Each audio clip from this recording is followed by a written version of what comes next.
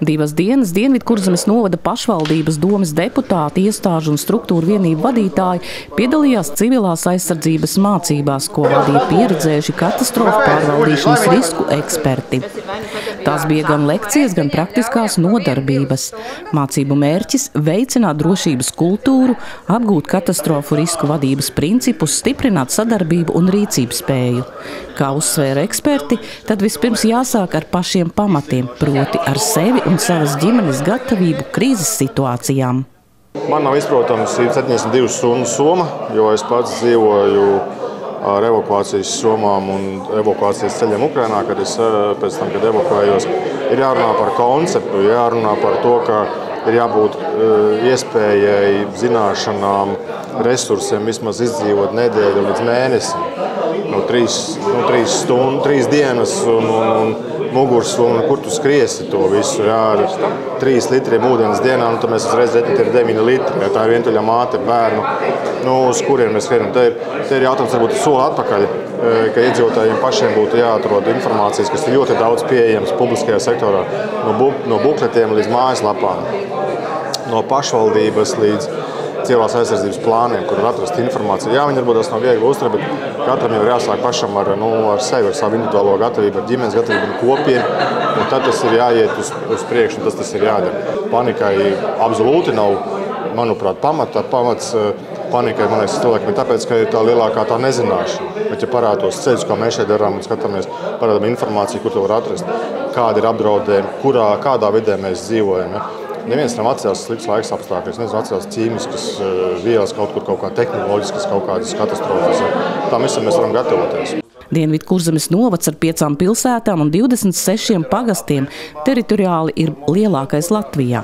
Iedzīvotāju skaits vairāk nekā 32 000, līdz ar to civilās aizsardzības jomā izaicinājumi netrūkst. Viens no tiem – patvērtņu apzināšana un ierīkošana.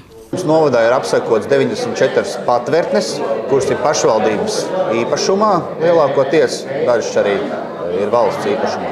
Tās ir apsekots un novērtētas. Pie 7 jau ir pašlaik pieliktas šīs te patvērtnes zīmes, kas nozīmē, ka šīs te patvērtnes jau pašlaik atbilst vai daļēji atbilst iedzīvotāji, tā teikt, nepieciešams gadījumā arī, kur patvērties. Pie pārējām tiek strādāts, tikko arī saņemts ir informācija no valsts, no ministrijas, kad tiks pārstrukturizēti Eiropas Savienības fondi, lai arī sniegt atbalstu pašvaldībām šo te patvērtņu labiekārtošanu. Jo tās elementārās lietas, kas tai patvērtnē ir nepieciešams, tātad ūdens, gaiss, kanalizācija, ja, un lai būtu siltums iekšā.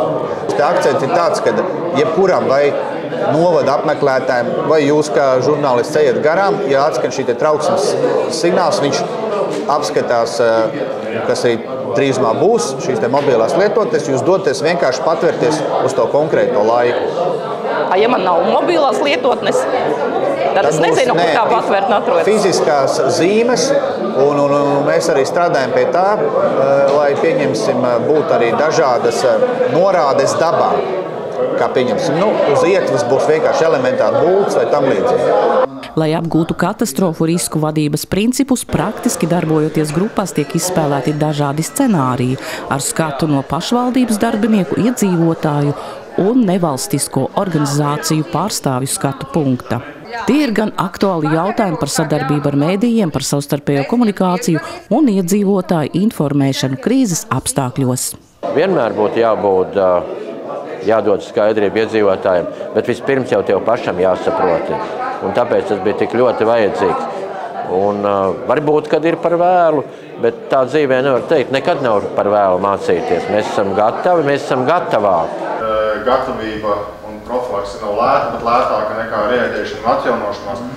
Skatīties varbūt tās, ka var izveidot kaut kādu metodisko apmācības moduli, kur trenētu cilvēkus vai pagastus vai kaut kur, kas būtu ar šīm te, kā es vakar minēju, 3 lietas, kas varētu arī tālāk, piemēram, kaut kā trenēt, vai tā būtu katastrofu pārvaldīšana, pirmā palīdzība, pirmā psiholoģiskā palīdzība, tāda svētā trīsvienība, un ka tas arī centralizē, tad jūs tā vairāk drošāk un arī to sabiedrību aiziet iesaistot NVO.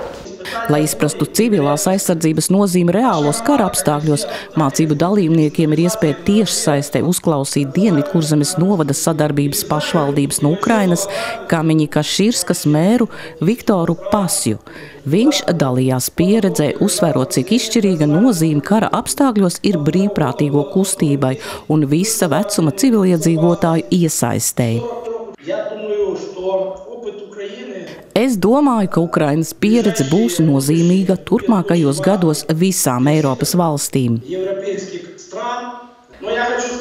Gribu teikt, ka karš 2022. gadā un 2025. gadā ir divi dažādi kari. Ja 2022. gadā galvenais ierocis bija automāts, tad tagad tie ir droni. Tāpēc šobrīd, piemēram, skolās tiek apgūta dronu vadība.